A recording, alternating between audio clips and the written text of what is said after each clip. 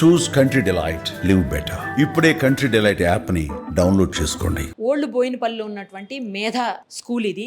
ఈ స్కూల్లోనే అల్ప్రాజోలం అనే మత్తు మందులను తయారు చేస్తున్నారు నిర్వాహకులు. ఈ స్కూల్ నిర్వాహకుడు ఎవరైతే ఉన్నారో జయప్రకాష్ గౌడ్ అనే అతను కొంతమందితో కలిసి ఒక రూమ్లో లోపల ఉన్నటువంటి ఒక రూమ్లో ఈ మత్తు మందు తయారు చేసి చుట్టుపక్కల ఉన్నటువంటి కళ్ళు కాంపౌండ్లకి ఇంకా కొన్ని షాప్స్కి ఇస్తున్నట్టుగా నార్కోటిక్స్ వాళ్ళు గుర్తించారు. ఈగల్ టీము చాలా పర్ఫెక్ట్ ఇన్ఫర్మేషన్ తెలుసుకొని ఆ తర్వాత వచ్చి స్కూల్లో దాడులు చేసినప్పుడు లోపలంతా కూడా అక్కడికి ఇప్పుడు మనకి ఇప్పటికి కూడా ఇంకా బుక్స్ కనిపిస్తున్నాయి. ఇది అఫ్ కోర్స్ స్కూల్ సీజ్ చేసేసారు కాబట్టి లోపలికి వెళ్ళే పరిస్థితి లేదు. ఆ బుక్స్ కనపడుతున్నాయి చూడండి. అలా కొన్ని బుక్స్ అన్ని ముందు రూమ్లో పెట్టేసి ఏమి తెలియనట్టుగా వెనకాల మొత్తం మత్తు మందు తయారు చేస్తున్నట్టు అల్ప్రాజోలం తయారు చేస్తున్నట్టుగా వాళ్ళు గుర్తించారు. దాదాపు 20 నుంచి 22 లక్షల క్యాష్ కూడా ఇక్కడ నుంచి సీజ్ చేశారు. దాంతోపాటు ₹1 కోటి పైబడినటువంటి మత్తు మందు, ఆ మత్తు మందుని అలాగే దానికి వాడేటువంటి రా మెటీరియల్ని కూడా పోలీసులు narcotics especially narcotics eagle team వాళ్ళు సీజ్ చేసినటువంటి సిచ్యుయేషను.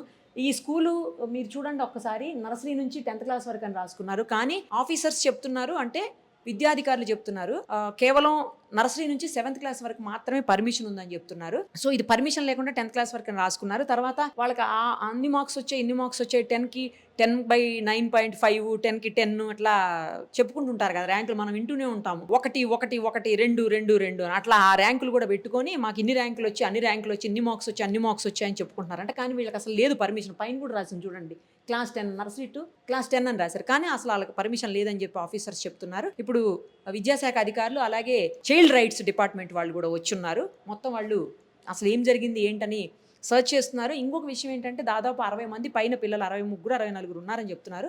సో వీళ్ళందరికీ కూడా ఇప్పుడు మిడిల్ ఆఫ్ ది ఇయర్, అందరికీ హాఫ్ ఇయర్లీ ఎగ్జామ్స్ జరుగుతున్నటువంటి టైము.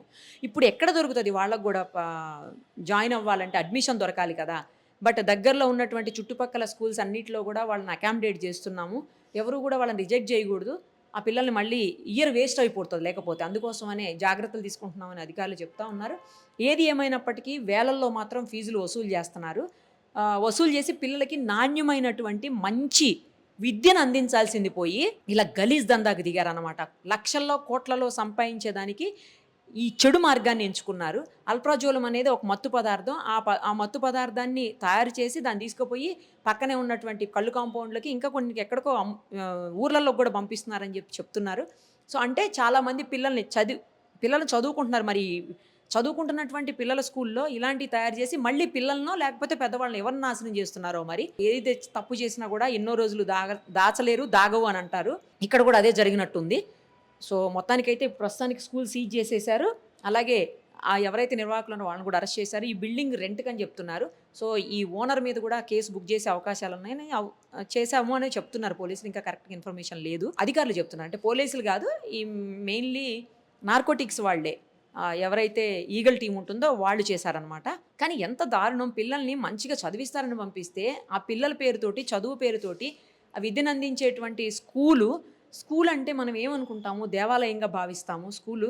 అలాంటి దేవాలయం లాంటి ప్లేస్లో పిల్లలకి మంచి విద్యాబుద్ధులు నేర్పించి వాళ్ళకి బంగారు భవిష్యత్తునివ్వాల్సినటువంటి ఆ ప్లేస్లో ఎంత దారుణంగా మత్తు మందులు తయారు చేస్తూ డబ్బులు సంపాదించుకుంటూ ముందు బుక్స్ అవన్నీ అడ్డం పెట్టేసి ఏం తెలియనట్టుగా ఒక రూమ్లో నడిపిస్తున్నారంటే స్కూల్ కాబట్టి ఎవరు రారు, ఎవరు చెక్ చేయరు అనుకున్నారేమో బహుశా. బట్ ఉంటారు కదా, దానికి కూడా నిఘా టీం ఉంటుంది. సో అలాంటి వాళ్ళే ఇప్పుడు మొత్తానికైతే పట్టుకున్నారు. కాకపోతే పిల్లలే అటు ఇటు కాకుండా అయిపోతారు, వాళ్ళకు కూడా అకామిడేట్ చేస్తున్నాము అని చెప్తున్నారు. మరిన్ని వివరాలు మనం ఎడ్యుకేషన్ డిపార్ట్మెంట్ అలాగే చైల్డ్ రైట్స్ డిపార్ట్మెంట్ ఆఫీసర్స్ ఉన్నారు, వాళ్ళతో మాట్లాడి తెలుసుకుందాం. ఎంఈఓ ఆఫీస్ నుంచి బయట ఒక నోటీస్ బోర్డు కూడా పెట్టారు, చూడండి ఒకసారి. మేధా స్కూల్లో చదివిస్తున్న పిల్లల తల్లిదండ్రులకు నమస్కారం. ఈ పాఠశాలను అనివార్య కారణాల చేత మూసివేయడం జరిగింది. మీ పిల్లల అడ్మిషన్ విషయంలో ఎలాంటి బాధ పడవలసినటువంటి అవసరం లేదు. మీ పిల్లలకు ఇతర గవర్నమెంట్ లేదా ప్రైవేట్ స్కూల్స్లో అడ్మిషన్ ఇవ్వకపోతే ఎవరైనా ఈ క్రింద కనిపిస్తున్నటువంటి సెల్ నెంబర్స్కి కాల్ చేయండి అని చెప్పేసి ఎంఈఓ నెంబరు, ఎంఈఓ ఆఫీస్ సిబ్బంది నెంబర్ కూడా 2 వేసున్నారు. అంటే ప్రాబ్లం అవ్వకూడదు, ఈ మిడిల్ ఆఫ్ ది ఇయర్ కాబట్టి మిగతా స్కూల్స్ వాళ్ళు కూడా తీసుకుంటారో లేదన్న ఉద్దేశంతో వాళ్ళు నోటీస్ పెట్టారు. అయితే చూడాల్సింది ఏంటంటే వేలల్లో లక్షల్లో మనం ఫీజులు కట్టి పిల్లల్ని చదివించుకుంటున్నాం ప్రైవేట్ స్కూల్స్లో. చదివించుకునేటప్పుడు అధికారులు ర్యాండమ్గా చెక్ చేయాల్సినటువంటి బాధ్యత వాళ్ళకి ఉంటుంది. వాళ్ళు ఏమన్నా సిబ్బంది కొరతనో లేకపోతే పని భారంతో చెయ్యలేని పరిస్థితి ఉంటే పేరెంట్స్గా మనదైతే ఖచ్చితంగా బాధ్యత ఉంటుంది. మన పిల్లల్ని ఎక్కడ చదివిస్తున్నామో ఆ స్కూలు పరిసరాలు ఎలాగున్నాయి, లోపల పరిస్థితులు ఎలాగున్నాయి, ఎలాంటి స్టాఫ్ అక్కడ ఉన్నారు, పిల్లలకు క్వాలిటీగా సరైనటువంటి ఎడ్యుకేషన్ అందుతుందా లేదా, వాళ్ళకి మంచి ఎడ్యుకేషన్ ఇస్తున్నారా లేదా, లోపల ఉన్నటువంటి నేను ఇందాకే చెప్పినట్టు ఆ పరిస్థితులు ఎలా ఉన్నాయి, పర్ఫెక్ట్ ప్రిమిసెస్ ఉందా, లోపల ఏమన్నా ఇబ్బందికర సిచ్యుయేషన్స్ ఉన్నాయా, అప్పుడప్పుడు మనం చూస్తుండాలి. తర్వాత పేరెంట్స్ టీచర్స్ మీటింగ్ అవుతున్నప్పుడు కానీ, లేదు అంటే పిల్లల్ని డ్రాప్ చేసుకోవడానికి వచ్చినప్పుడు కానీ, తీసుకువెళ్ళేదానికి వచ్చినప్పుడు కానీ కొంచెం అవన్నీ మనం చెక్ చేసుకుంటూ ఉంటే మనకు కూడా అర్థమవుతుంది. లేకపోతే ఈ స్కూల్లో లోపల అసలు వే కూడా చాలా చిన్నగా ఉంది, అంత తొందరగా ఎవరికి కూడా లోపలికి యాక్సెస్ ఉండదు నిజానికి స్కూల్స్లో. కానీ టీచర్స్ పిల్లల్ని, తల్లిదండ్రులు ఎవరున్నారో వాళ్ళని మాత్రం రానిస్తారు టీచర్స్. సో అలాంటప్పుడు వెళ్ళి ఒకసారి మనమే చూసుకుంటే, ఒక రూమ్లో ప్రత్యేకంగా ఒక రూమ్ కాదు, అక్కడ విజువల్స్లో చూస్తుంటే 2-3 రూమ్స్ కనిపిస్తున్నాయి. సో పిల్లలు ఉన్నది తక్కువ, ఇది ఎక్కువ లాగా అనిపిస్తుంది చూస్తుంటే ఇదంతా నడిచేది. సో ఈ ఆల్ప్రాజోలం ఎక్కడైతే ఈ మత్తుమందు తయారు చేస్తున్నారో ఆ ప్లేస్లు అవన్నీ కనుక మనం చెక్ చేస్తే మనకు తెలిసిపోతుండేవి. అలాంటివన్నీ అన్ని స్కూల్స్లో కూడా, ఈ ఒక్క స్కూల్ అనే కాదు, నార్మల్గా మన పిల్లలు ఎక్కడ చదువుతున్నారో అక్కడ స్కూల్స్ని అప్పుడప్పుడు లోపల ఏం జరుగుతుంది, ఏంటి, ఎలాంటి కండిషన్స్ ఉన్నాయి అని చూసుకోవాల్సిన బాధ్యత, పెద్ద పెద్ద స్కూల్స్ అయితే పట్టించుకోవాల్సిన అవసరం ఉండదు, వాళ్ళు ఎలాగో మంచిగానే రన్ అవుతాయి. ఇలా అపార్ట్మెంట్స్లోటి పెట్టేసి, లేకపోతే చిన్న చిన్న రూమ్స్లో పెట్టేసి, లేకపోతే ఇలా క్లోజ్డ్ ఏరియాలో పెట్టేసి నడిపించే స్కూల్స్ విషయంలో మాత్రం చాలా కేర్ఫుల్గా ఉండాల్సిన బాధ్యత తల్లిదండ్రులకు కూడా ఉంటుంది. సార్ అసలు ఏం జరిగింది, మీకు ఎలా ఇన్ఫర్మేషన్ వచ్చింది, ఇప్పుడు ఆ పిల్లలందరినీ ఎక్కడ అడ్జస్ట్ చేయబోతున్నారు? ఈగల్ టీం వచ్చి రైడ్ చేసేంత వరకు మాకు ఆ ఇన్ఫర్మేషన్ తెలియదు. టీవీ స్క్రోలింగ్ చూసి మేము ఆదివారం రోజు వచ్చి, ఆ రోజు ఈవినింగ్ అవర్స్లో తెలిసింది. ఆదివారం వచ్చి స్కూల్ను ఎట్లా సీజ్ చేయడం జరిగింది. సీజ్ చేయడంతో పాటు పై ఆఫీసర్లకు మేము ఇన్ఫర్మేషన్ ఇవ్వడం జరిగింది. వాళ్ళ ఆర్డర్ ప్రకారం దీన్ని సీజ్ చేయడం జరిగింది. నెక్స్ట్ డే వచ్చి నిన్న మండే రోజు వచ్చి పిల్లలంతా తల్లిదండ్రులతో మాట్లాడి, వాళ్ళని ఒకరొకరి నెంబర్ తీసుకొని టీచర్తో మాట్లాడి, ఆ పిల్లలందరినీ కూడా స్కూల్ డిస్టర్బ్ కావద్దు, వాళ్ళ చదువుకు ఇబ్బంది కలగొద్దని పక్క స్కూళ్ళల్లో అడ్జస్ట్ చేశాం. ఇప్పటిదాకా 40 మందిని అడ్జస్ట్ చేశాం. ఇంకో 15-20 మంది ఉంటారు. మా డైస్ డేటా ప్రకారం ఇంకో 23 మంది ఉంటారు, 15-20 మంది ఉంటారు, 63 మంది ఉన్నారు. అందులో 20 మందిని చేశాం. మిగతా 20-25 మందిని కూడా మేము రేపటిలోగా కంప్లీట్ చేస్తాం ఈ ప్రాసెస్. పిల్లలకు మాత్రం ఎట్టి పరిస్థితుల్లో వాళ్ళ చదువు ఆటంకం కలగకుండా, ఇబ్బంది కలగకుండా ఖచ్చితంగా వాళ్ళకు కూడా చెప్పాం. ఫీజు తక్కువ తీసుకోమని చెప్పాం. ఇప్పుడు ఇక్కడ తీసుకున్న ఫీజులోనే వాళ్ళకి అక్కడ చదువు చెప్పమని చెప్పాం. సో దట్ తల్లిదండ్రులకు కూడా ఇబ్బంది కలగకుండా చెప్పడం జరిగింది. ఎంతమంది, ఏ క్లాస్ నుంచి ఏ క్లాస్ పిల్లలు ఉన్నారు? 1వ తరగతి నుంచి 7వ తరగతి దాకా ఉన్నారండి. ఇక్కడ అసలు పర్మిషన్ 7 వరకు మాత్రమే ఉంది ఇక్కడ పర్మిషన్. 7th క్లాస్ వరకు మాత్రమే పర్మిషన్ ఉంది. ఇది ఓన్ ప్రిమిసెస్ వాళ్ళది? లేదండి, రెంటే. ఇది అంటే పాత స్కూలు 2000 అంటే 9 సంవత్సరాల ముందు పర్మిషన్ ఇచ్చినటువంటి స్కూల్ అండి. ఇప్పుడు ఈ సంవత్సరం అయితే వాళ్ళు వచ్చే సంవత్సరానికి రెన్యువల్ చేయాల్సి ఉండే, కానీ ఈ విధంగా జరిగింది కాబట్టి వాళ్ళ గుర్తింపును రద్దు చేసే అవకాశాలు ఉన్నాయి. హైయర్ ఆఫీసర్స్ ఆ ప్రక్రియలో ఉన్నారు. చైల్డ్ రైట్స్ నుంచి వచ్చారా? ఏం డిసిషన్ తీసుకున్నారు ఇప్పుడు ఈ స్కూల్ విషయంలో, పిల్లల విషయంలో ఎస్పెషల్లీ? ఇప్పుడు ఇక్కడ జరిగిన ఇష్యూ మీద ఇక్కడున్న పిల్లలకి మనం ఎమ్మటే వాళ్ళు వేరే స్కూల్కి ఇయర్ వేస్ట్ కాకుండా చూడడానికి నియర్ బై స్కూళ్ళల్లో అకామిడేషన్ ఇప్పించడం జరుగుతుంది, ఎడ్యుకేషన్ సిస్టమ్ని యూజ్ చేసుకుంటా. దాంతోపాటు తల్లిదండ్రులు కూడా ఒక స్కూల్కి పంపిస్తున్నామనంటే ప్రాపర్గా కనీసం ఒక పేరెంట్ మీటింగ్ అన్నప్పుడు వచ్చినప్పుడైనా సరౌండింగ్స్ ఎట్లున్నాయని చూసుకోవడం మన కన్సర్న్ పేరెంట్గా. అది చూసుకుంటూ పిల్లల్ని ఎక్కడ పంపిస్తున్నాం అనేది కూడా మనం ఫోకస్ చేయకపోతే ఇబ్బంది అవుతుందని ముఖ్యంగా తల్లిదండ్రులు ఆ విషయాన్ని దృష్టిలో పెట్టుకోవాలి. స్కూల్ని పంపించేటప్పుడు అక్కడ ఉన్న పిల్లలకి ఎస్పెషల్లీ ఈ స్కూల్ విషయానికి వచ్చేసరికి లాస్ట్ 9 years బ్యాక్ ఇక్కడ పర్మిషన్ ఇవ్వడం జరిగింది అనేసి డిపార్ట్మెంట్ ఉంది. అది ఇచ్చిన దాంట్లో కూడా 7th వరకే, అప్ టు 7th వరకే పర్మిషన్ ఉండే, వాళ్ళు కొంత 10th వరకే మెయింటైన్ చేస్తున్నట్టు పెట్టుకున్నారు. అది కూడా లీగల్ యాక్షన్ తీసుకోవడం జరుగుతుంది. దాంతోపాటు ఈగల్ టీమ్ యాక్టివ్ అయింది కాబట్టి ఇలాంటి ఈ సరౌండింగ్లో కాదు అసలు మన స్టేట్లోనే జరగొద్దు అనేది చైల్డ్ రైట్స్ కమిషన్ నుంచి మేము కోరుకుంటున్నది. అట్లే ఇట్లాంటి ఏ విషయం ఉన్నా కమిషన్ అనేది ఒకటి గవర్నమెంట్లో ఉంది కాబట్టి ఇలాంటి ఇష్యూల మీద ఎప్పుడు స్పందిస్తూనే ఉంటాం. అట్లనే మీ ద్వారా, మీడియా ద్వారా కూడా మేము చెప్పేది ఏంటంటే, ఏ చిన్న విషయమైనా కమిషన్ దృష్టికి తీసుకెళ్తే అది మేము కమిషన్లో కానీ కమిషన్ నుంచి గవర్నమెంట్కి కానీ తెలియజేయడానికి ఆస్కారం ఉంటుంది. కాబట్టి తల్లిదండ్రులు కానీ పిల్లలు కానీ ఎవరైనా ప్రతి ఒక్కరూ అది నా బాధ్యతగా ఫీల్ అయ్యి ఇలాంటి ఇష్యూలు జరిగినప్పుడు ఖండించాలని కోరుకుంటున్నాను.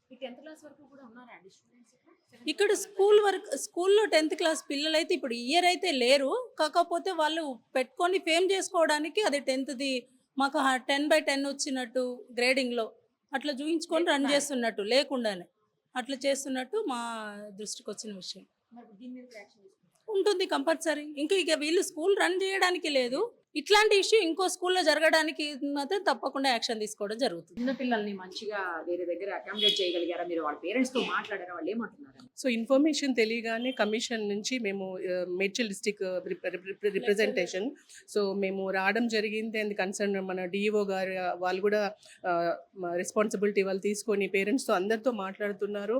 అట్లాగే బేసిక్గా we are also parents right. So ప్రతి ఒక్క పేరెంట్ కన్సర్న్ ఈరోజు పేరెంట్స్ అంతా షాక్లో ఉన్నారు. ఏంటి అని మీరు అన్నట్టుగా మధ్యలో ఉన్నారు, ఇప్పుడు ఎగ్జామ్స్ ఉన్నాయి, వాళ్ళ స్టడీస్, సో ఇవన్నీ కన్సర్న్స్ ఉంది పేరెంట్స్కి. They are in completely shock.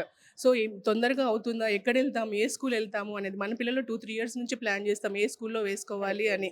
So అట్లాంటి డ్రీమ్ సడన్గా కొలాప్స్ అయిపోయింది ఇప్పుడు వాళ్ళ పేరెంట్స్ది రైట్. సో పక్కన స్కూల్స్ వీళ్ళు కనెక్ట్ చేస్తున్న స్కూల్స్ పేరెంట్స్కి హ్యాపీ ఉందా లేదా అన్నీ కూడా వాళ్ళు దగ్గరుండి వాళ్ళు దే ఆర్ డూయింగ్ ఇట్.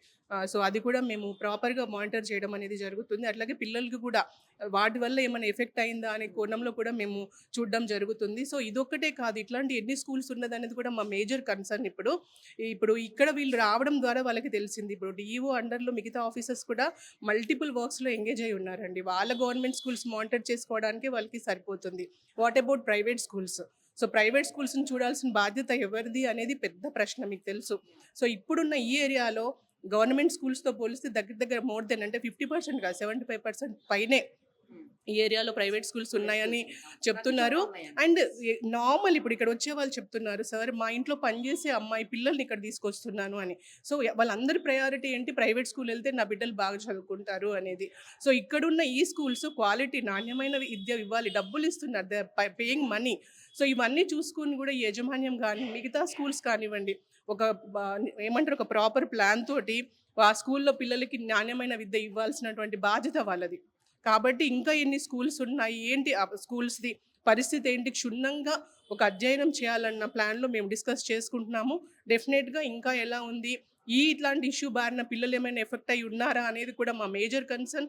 ఎందుకంటే ఇప్పుడు సబ్స్టెన్స్ అబ్యూస్ ఇష్యూ మనము ఎక్స్పెక్ట్ చేయలేనంత విధంగా ఉంది కాబట్టి, మళ్ళీ ఎస్పెషల్లీ వల్నరబుల్ ఎవరంటే ఎవరైతే మార్జినలైజ్డ్ చిల్డ్రన్ ఉన్నారో వాళ్ళు. కాబట్టి ఆ ఫోకస్డ్గా మేము మాది ముందుకు తీసుకెళ్తున్నాము. అండ్ కమిషన్ ఉంది ఆల్వేస్, ఎప్పుడు కూడా సమస్యలు ఉంది అంటే మాకు తెలిస్తే డెఫినెట్గా మేము ముందుకు వస్తాము. డిపార్ట్మెంట్స్తో కలిసి వాళ్ళ ద్వారా ఎంతవరకు వాళ్ళకు కమ్యూనిటీకి రీచ్ అయ్యే సహాయం చేయాలో అంతవరకు చేయడానికి మేము సిద్ధంగా ఉన్నాం. సుమన్ టీవీలో మీ పర్సనల్ అండ్ బిజినెస్ ప్రమోషన్స్ కోసం కింది నెంబర్కి కాంటాక్ట్ చేయండి.